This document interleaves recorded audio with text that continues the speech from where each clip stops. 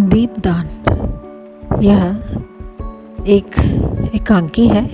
इसकी कहानी लिखी है साहित्य के प्रसिद्ध लेखक डॉक्टर राम कुमार वर्मा ने।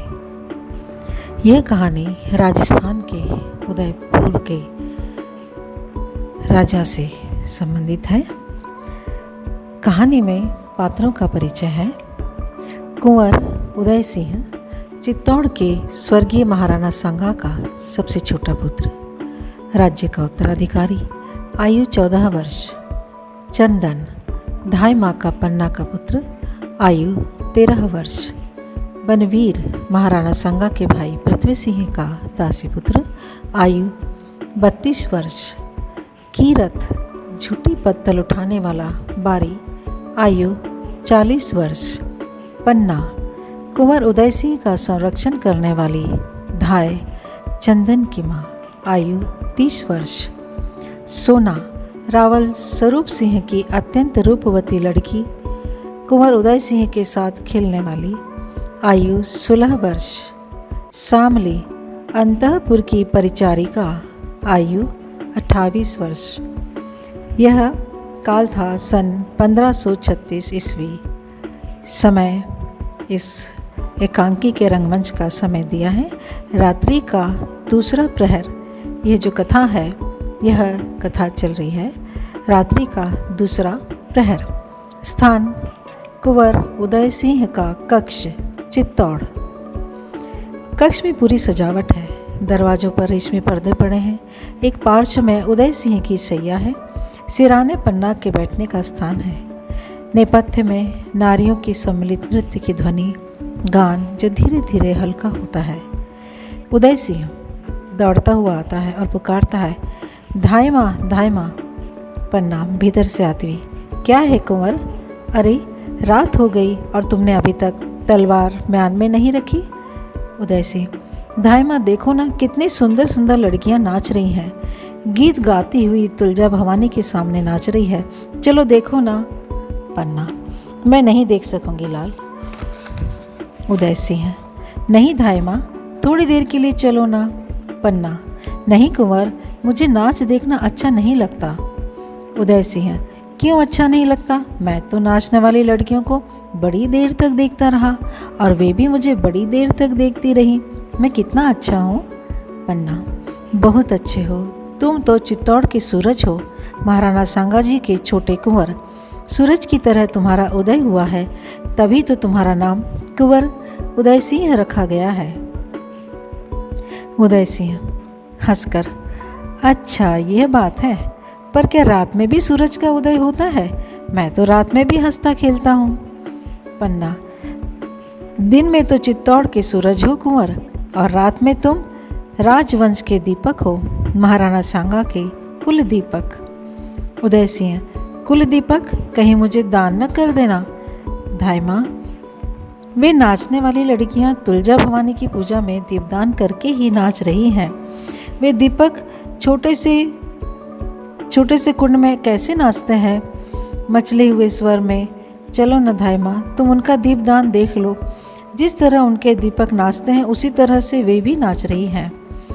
पन्ना, मैं इस समय कुछ नहीं देखूंगी कुंवर। उदय सिंह रूठकर, तो जाओ, मैं भी नहीं देखूंगा।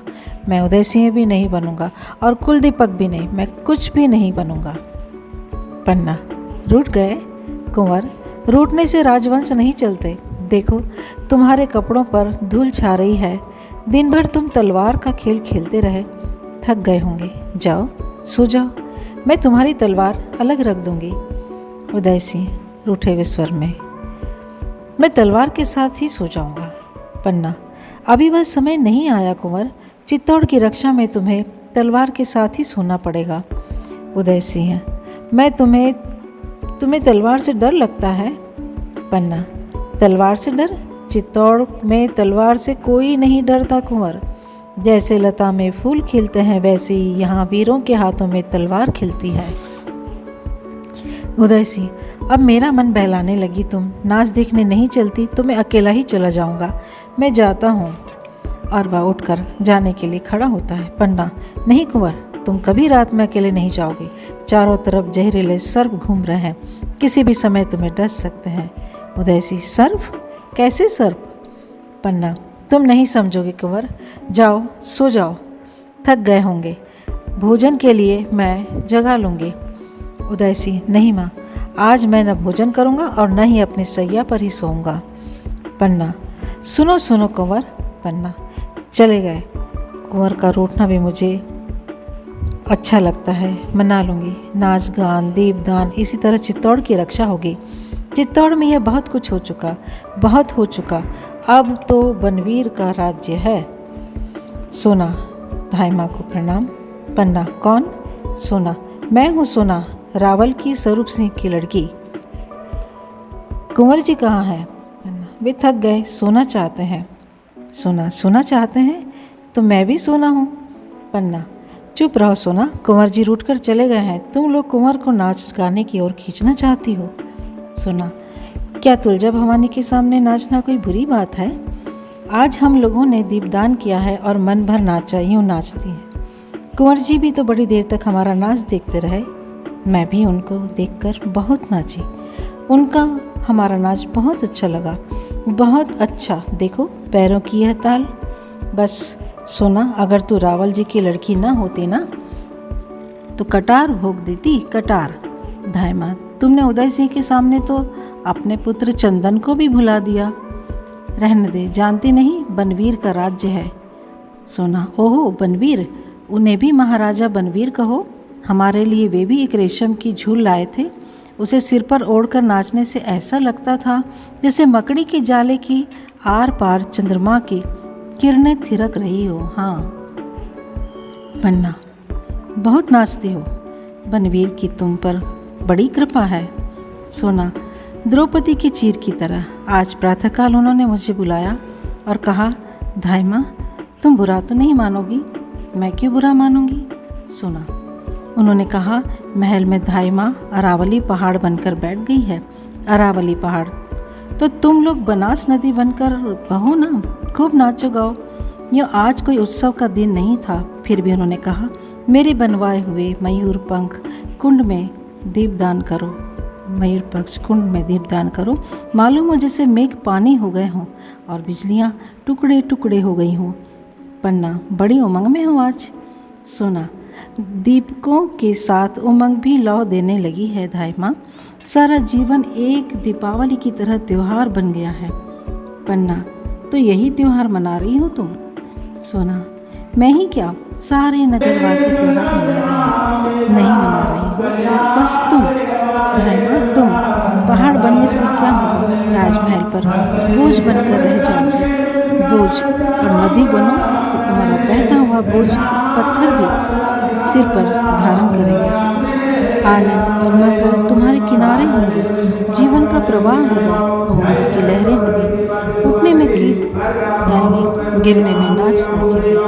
पन्ना, बनवीर के अनुग्रह ने तुम्हें पागल बना दिया है। सुना, धाई माँ, पागल कौन नहीं, महाराणा विक्रमादित्य अपने 7,000 पहलवानों के साथ पागल है। मल्ल क्रीड़ा ही तो उनका पागलपन है। महाराज बनवीर महाराणा विक्रमादित्य की आत्मीयता से पागल है। सारा नगर आज के त्योहार में पागल है। तुम कुंवर उदय सिंह के स्नेह में पागल हो और मेरी कुछ न पूछो धाई माँ, मैं तो इन सब के पागलपन में ही पागल हूँ। तुम चाहे जो कहो। तो कुंवर जी उदय सिंह कहाँ हैं? पन्ना, उदय सिंह की छोड़ो। सोना, वे बहुत थक गए हैं, अब सो रहे होंगे। तुम जाओ, यहाँ कहीं तुम्हारा पागलपन कम ना हो जाए। सोना, मेरा पागलपन? धाई माँ, पागलपन कहीं कम होता है? पहाड़ बढ़कर कभी छोटे हुए हैं, नदियाँ आगे बढ़कर कभी लौटी हैं, फूल खिलने के बाद कभी कली बने हैं। सब आगे बढ़ते हैं, नहीं बढ़ती हो तो सिर्फ तुम, सदा एक सी।